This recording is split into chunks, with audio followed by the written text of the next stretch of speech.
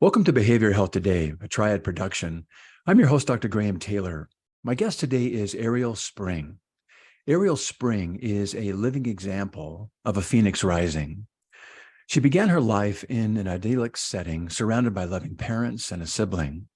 She started to soar as a classic pianist and was mentored by a renowned piano teacher.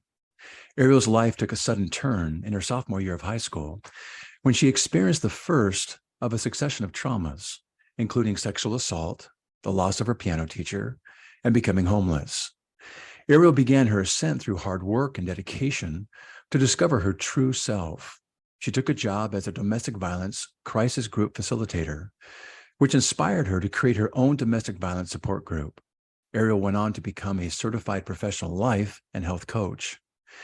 Arielle has discovered that her passion for music and design have spilled over into the writing of books, publications, and blogs.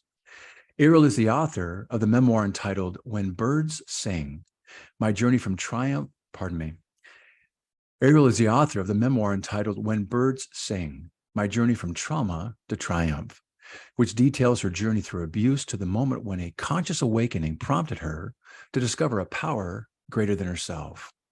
Arielle, I'm so happy to have you on the show today. Welcome. Thank you, Dr. Taylor. It's wonderful to be with you. Thank you. Well, Arielle, I gave a brief overview of your story in the introduction here, but for our listeners to fully grasp your transcendent journey, would you be willing to walk us through your story that is shared in your book? Yes, absolutely. As you mentioned, my journey did start in an idyllic small town with only 2 traffic lights. And from the outside, everything looked marvelous.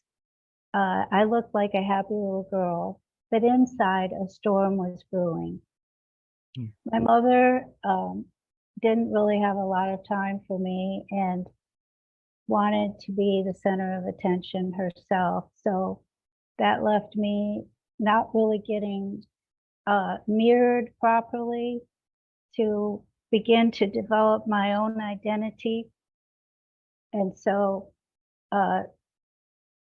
but things went along well because I had a stable upbringing, 2 parents, a wonderful home.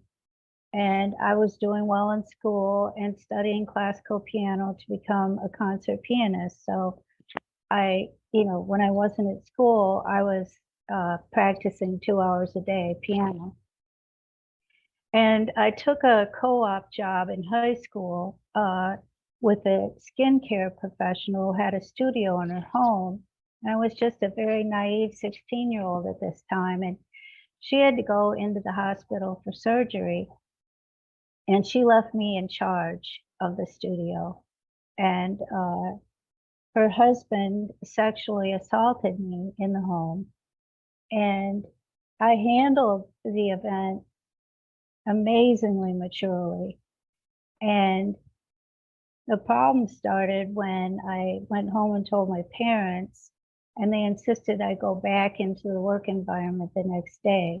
In writing my memoir, I realized that it was at that moment that I began to doubt my ability to make good decisions. And ironically, shortly thereafter, I accepted a date from a new guy in town, and that ended in tragedy when he picked up 2 other guys from our class and drove out on a dirt road, and they all sexually assaulted me. I carried the shame of that dramatic event in silence. I never told a soul. My relationship was eroding with my parents, so I wasn't able to tell them about it. And I began to feel completely alone and wondering how the heck I was going to launch myself into the world. Several years later, after many successes and failures, both professionally and personally, I met someone that I was abused by for 4 long years. That experience changed me forever on a cellular level. as I began to heal from, I was a fortunate person that I had enough strength and ability to leave. But that was just the beginning of my healing journey. And one of the things I knew I needed to do innately for my healing was to give back. And that's when I joined an awareness women's group where I became a sport group crisis facilitator.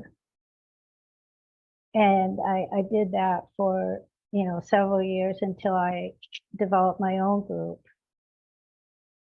There are so many things that you're sharing here. And let me just start out by saying how much I appreciate right out of the gate your willingness to be candid and transparent and vulnerable with us. I think that when we go through traumas, there is inherent shame, and shame being different from guilt. Guilt is something that I do. Shame is really who I am. And more times than not, shame, doesn't it, gets kept in silence. It's a secret, and we keep it to ourselves, and we're alone in the world with something that's pretty heavy to carry.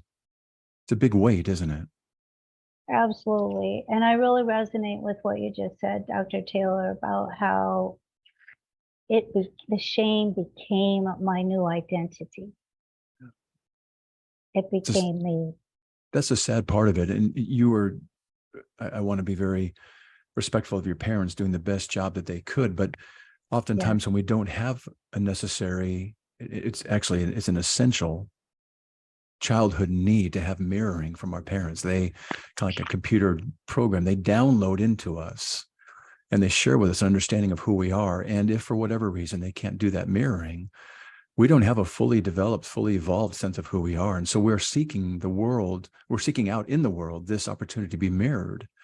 And there's an inherent vulnerability, isn't there? When we don't have that full identity developed yet, it includes boundaries and a sense of self and value and worth. If we don't have that, we are vulnerable, and we are seeking it in ways that oftentimes makes us prone to be at risk for being hurt. Yes. And I was that child who was prone to being hurt because I was a sensitive child. And instead of fostering that, like you said, my parents did the best they could, bless their hearts. I was told I was too sensitive, I was too honest, and these sorts of things, that I wanted too much holding after my nap. And so that, that developed my character.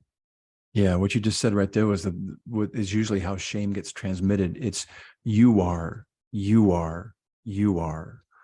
too clingy, you're too needy, you're too whatever. And that begins that begins to, not surprisingly, create a sense of what our self-meaning really is, that identity that you mentioned a moment ago.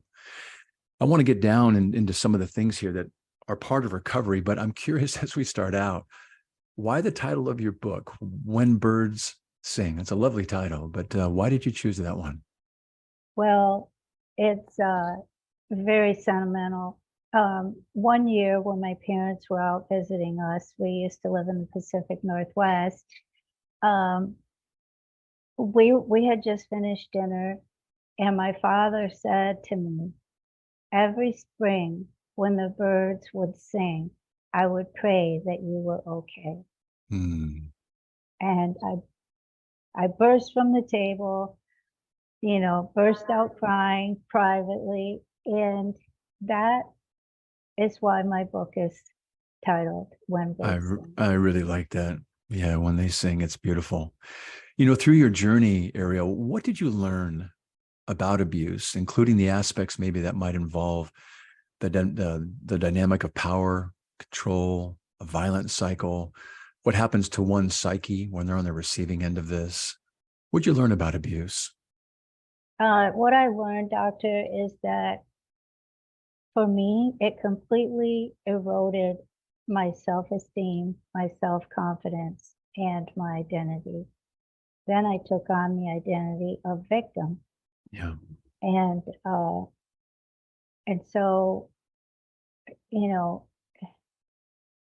that was extremely difficult. And I think one of the hallmarks of post-traumatic stress disorder is it kind of acts like addiction in a way, in that it will tell you you're fine.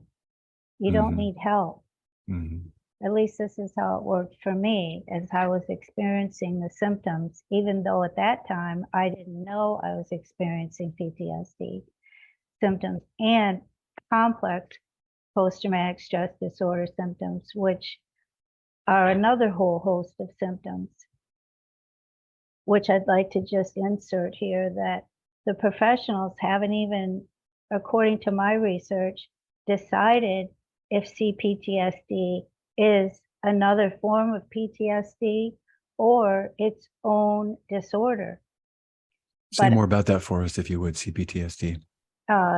yes, complex post-traumatic stress disorder occurs when you have several traumas. And any person who is enduring abuse is most likely going to endure several traumas. So they will be dealing with a whole host of other symptoms, such as difficulty in controlling their emotions, feeling angry or distrustful with people, constant feelings of emptiness or hopelessness, feeling as if you're permanently damaged or unworthy, feeling that you're completely different from everyone else in the world, feeling like nobody understands what happened to you, and then avoiding friendships and relationships, or if you do get into relationships, finding them extremely difficult. Even dissociative symptoms are related to CPTSD, and physical symptoms like headache, dizziness, digestive problems, and also suicidal feelings. Yeah, those all make up the symptom picture, don't they, of someone going through a trauma. And I really appreciate you identifying the fact that there are some traumas that we go through that make us particularly at risk for something turning into a complex PTSD. In other words, several traumas back to back to back. And people oftentimes say, well, why don't you make better choices? Why don't you get into, a healthy relationship? But when you so appropriately, Arielle, say, when you go through a trauma early in life, well, you go through a trauma period, but you go through traumas like what you're describing, there is an erosion in one's sense of self. They don't have a healthy sense of self. You don't have that mirroring in your family. You don't have that coming into the situation. You are at risk for your identity not being fully developed, the erosion of the self that takes place through the trauma itself. And that makes one vulnerable. And in that process, that shame comes into play. It must be about me. It must be who I am. And so what fails to happen? We don't develop good, healthy boundaries. Good, healthy boundaries and self-respect come out of being able to recognize that I do have value and I do have worth. But these events and the absence of maybe having some of that in our upbringing in terms of where that was mirrored to us, that makes one so vulnerable, doesn't it, to repeated offenses. This is what I talk about in my book, about my over 20-year downward spiral into the abyss of darkness and despair. Exactly what you're describing, that it's just a snowball going down the hill, if you will, getting bigger and bigger. And you don't know what you don't know about what you're in. You're trying to get your feet underneath you and trying to get some grounding in this. But within the context of the complexity of the trauma itself and the shame that occurs, the erosion of the identity, all of these things, you can't get your legs underneath you. It is a snowball, isn't it? And it gets worse and it gets worse, or more vulnerable and more vulnerable. Absolutely. And my book depicts that very painfully and distinctly. Yeah. At least that's what many have told me. You talked about some of the symptoms just a moment ago, which I appreciate our listeners being able to learn from. What led you finally, Arielle, to seek some help? Well, I humbled myself to confide in a coworker, and he began picking me up to go to work.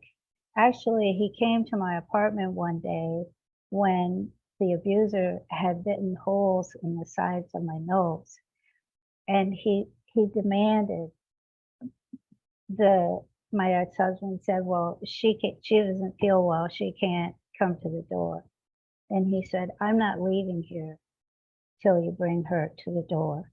Mm. And so it was that belief in me that really, prompted me to begin writing my safe exit plan. And then I was able to execute that plan and leave.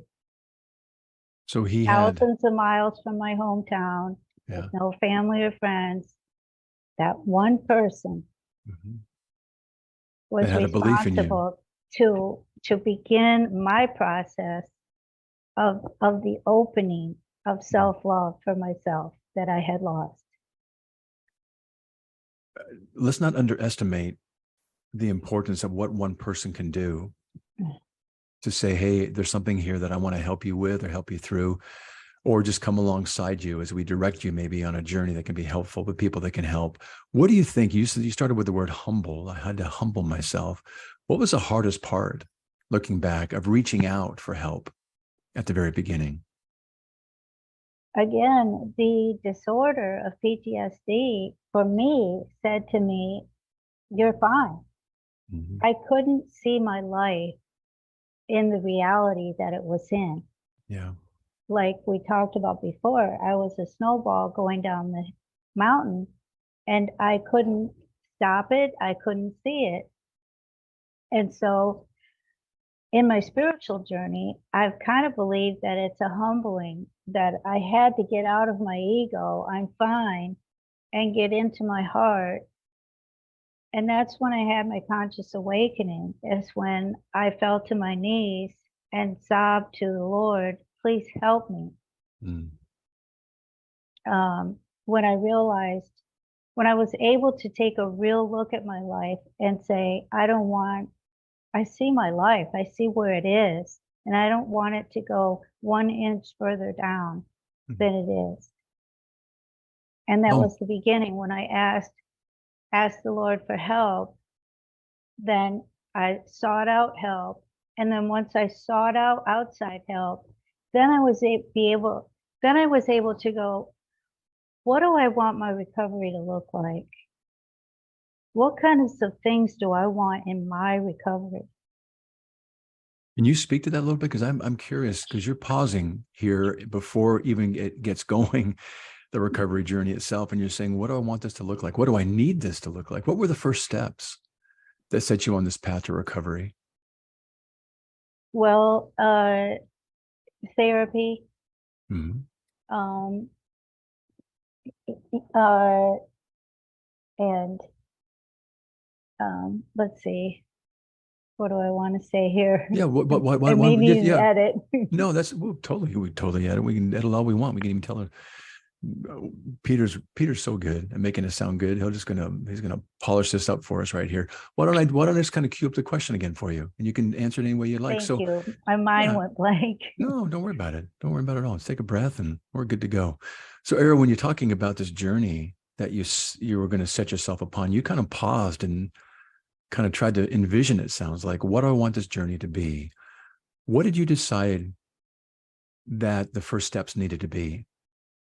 Well, I think, a lot of times women in my situation go to the doctor and the doctor says, well, here's a list of drugs we'd like you to get on. Yes.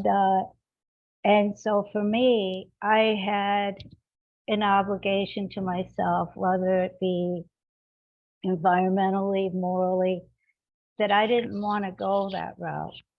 However, I was having the physical symptoms I talked about earlier, Mm-hmm. the many digestive disorders. And I went to my doctor and she said, let's try a low dose of an antidepressant.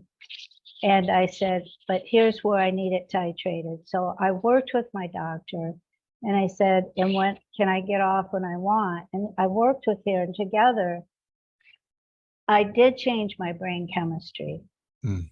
And after I felt I was at a point where I changed my brain chemistry, I was weaned off the drug, and then I sought out natural medicine Really good. Really and good. organic foods and many natural supplements. And right now I can sit here and tell you I am on no pharmaceuticals. Good for you. What I really appreciate you bringing in here is that these symptoms that we're talking about aren't just psychological in our mind and our emotions, but they are also in our biology. We are affected in terms of our metabolism and all the things that you're describing. I'm gonna pause just for a second here.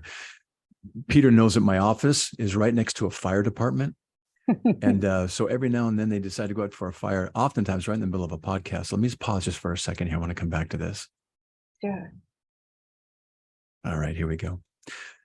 I think here what I really appreciate is your bringing to our attention that these symptoms are not always just psychological in nature. We don't oftentimes maybe recognize some of the things of PTSD, but maybe our bodies are evidencing something, digestive problems, headaches, chronic pain sometimes comes into play. And those are all just one more type of symptom that's a part of the complex PTSD, isn't it?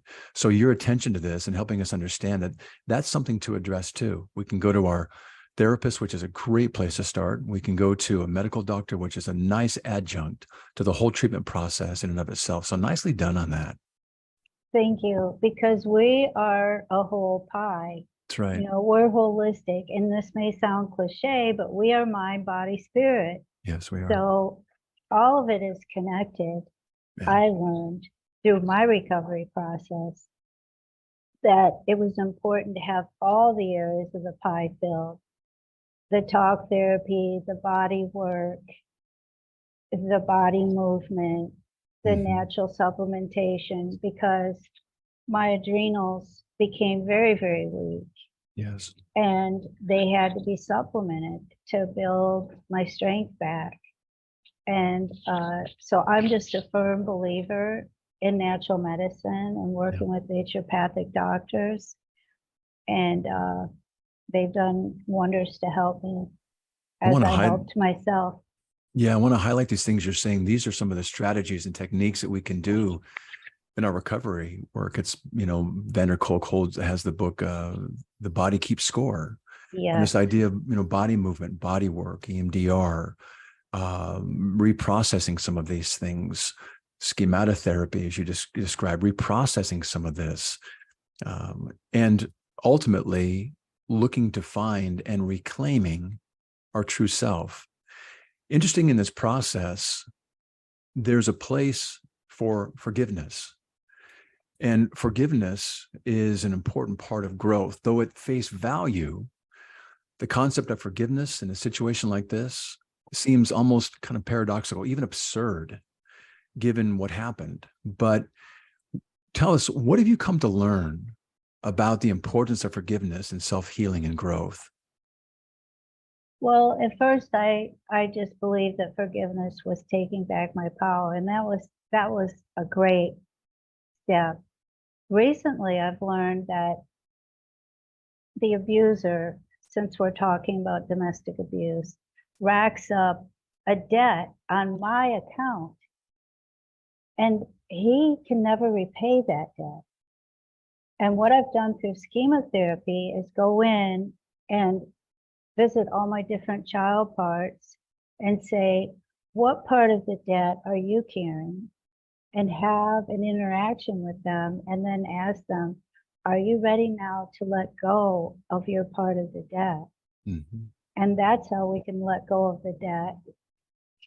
I think throughout my life, I thought I needed to repay their debt, and I was kind of beating myself up that I thought it was a debt I had made on myself through the shame. But realizing that they racked the debt up and they weren't going to repay, it was up to me to let go of the debt. That really, I've been doing that work in the last 6 months even.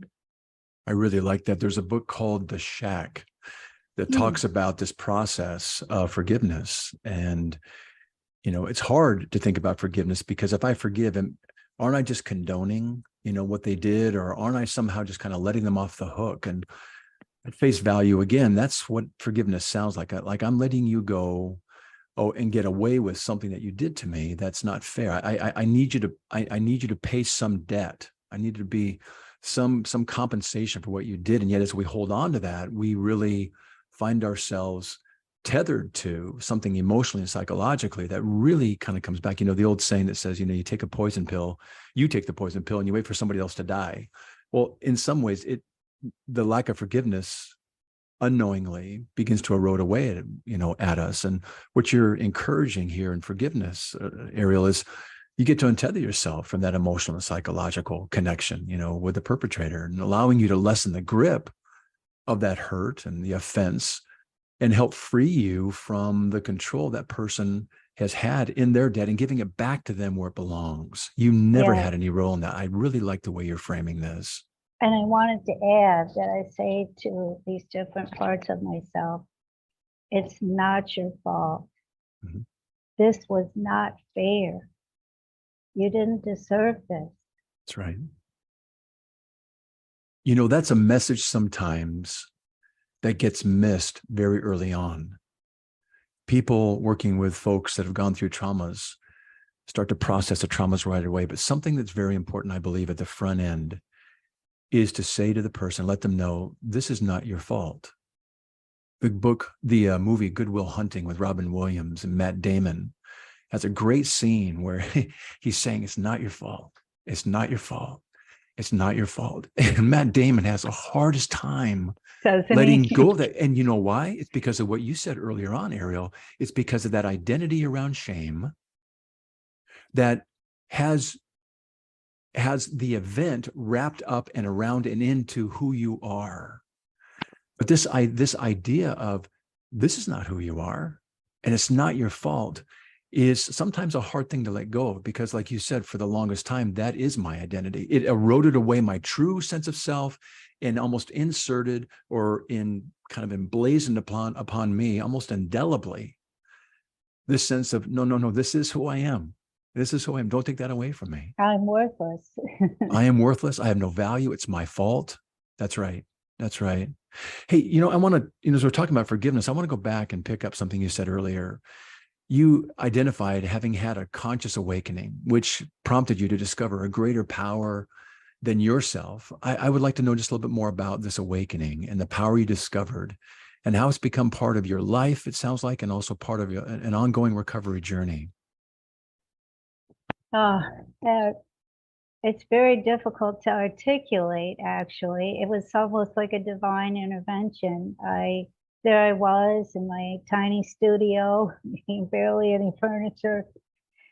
And as I said earlier, Dr. Taylor, I just dropped to my knees. And I began to sob and beg for help.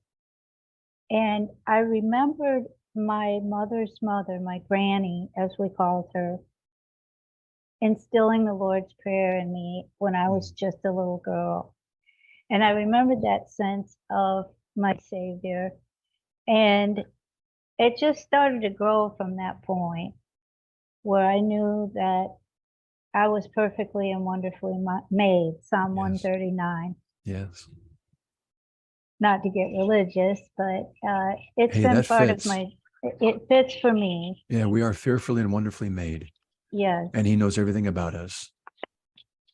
Absolutely. And I began reading that psalm over and over and over until I started to believe it.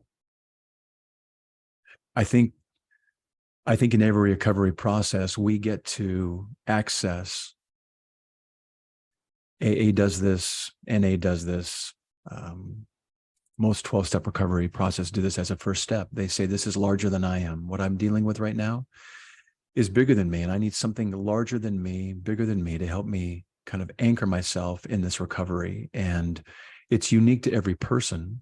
For you, you're talking about a relationship with the Lord that helped you kind of anchor back to that earliest Lord's Prayer and this idea that I am fearfully and wonderfully made and I am known in his image, to kind of be a cornerstone for you, it sounds like, in your recovery process, which is essential.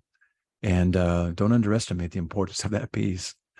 As you're talking about this recovery, what were some of the milestones in your journey that signaled to you that you were beginning to heal and grow? How did you see that process unfold?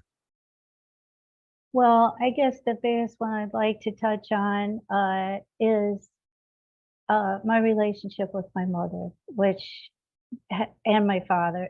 Wow. I, again, innately knew that I didn't want that relationship to be left where it was, estranged.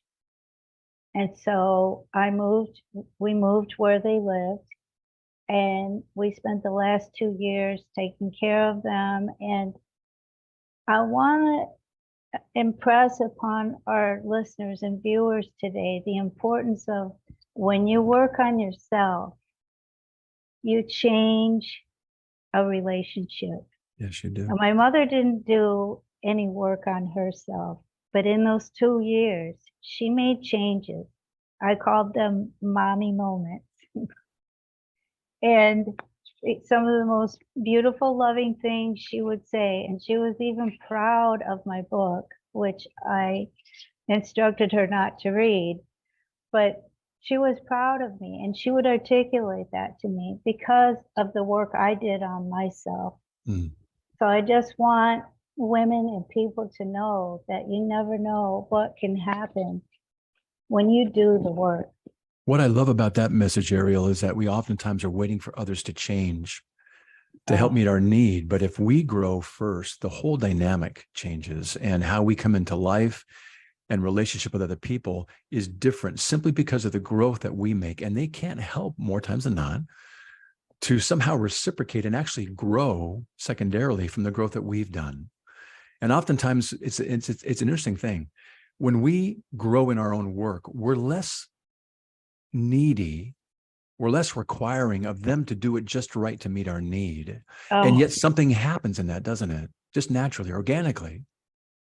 it is a very powerful organic process that you seem to understand completely.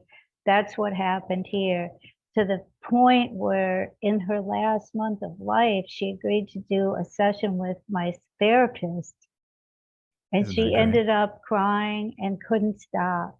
Uh, And I took those tears as an I'm sorry, yeah. even though she couldn't say the words. Isn't that Yeah. wonderful? You talked about how she was able to see you and acknowledge you, your book included. The very first thing you said in our talk today was my mom was not able to mirror me.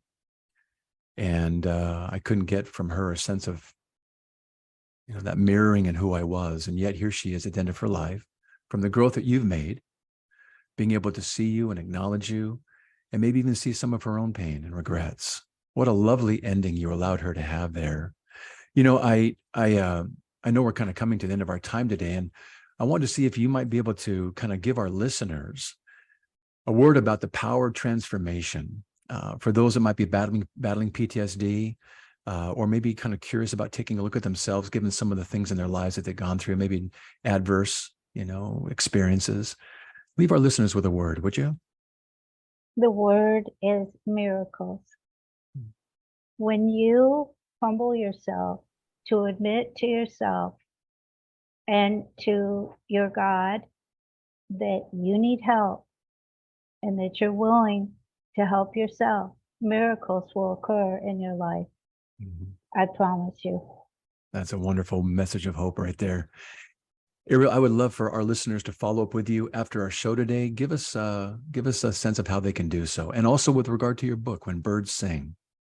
Yes, I'm on Instagram, Arielle Spring Author.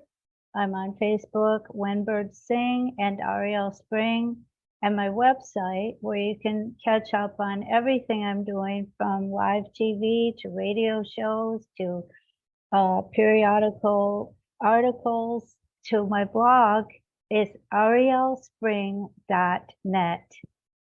Very good. ariellespring.net. We're going to put that on our site as well. By the way, before I close, are you still playing your piano? I didn't bring the piano in the move. Unfortunately, it didn't make it across country, but it's coming again. You should put that on your I'm on site. YouTube. Oh, that's good. Good. Yeah. There we go. You've got a very nice web page. And I was thinking maybe you want to put yourself playing the piano. I'll have to take a look And at you on YouTube. I wanted to just say my book, When Birds Sing, My Journey from Trauma to Triumph, is available on Amazon, Wonderful. Barnes and Noble, Walmart, even Wonderful. online. Great. Well, Arielle, I so appreciate your vulnerability, as I mentioned earlier today, and your transparency in today's show. And I know that while bad things happen in our lives, you're an example that we can, with hard work and dedication, ascend from our traumas, truly, to discover our true selves through a self-empowered transformation. And your message is such a hopeful one. And I really appreciate being on the show today. Thank you so much. Thank you. Thank you so much, Dr. Taylor. It's been an honor. It's been great to be with you. It's my honor as well. Thank you. I want to thank you, our listeners, as well, for dropping by and joining Arielle and me today. It's always great to have you with us.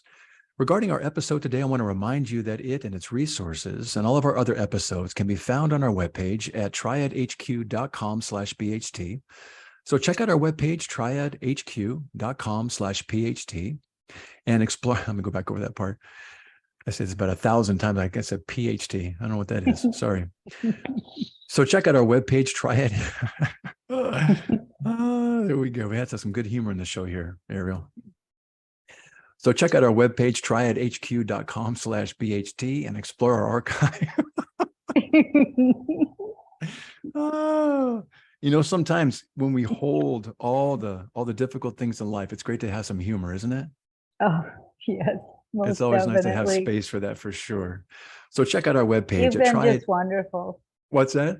I said, you've been just wonderful. Well, right and back thank at you, you. Peter. Well, you've been great. So let me just finish this up right here. Okay. So check out our webpage, triadhq.com/BHT, and explore our archive of podcasts and other resource materials.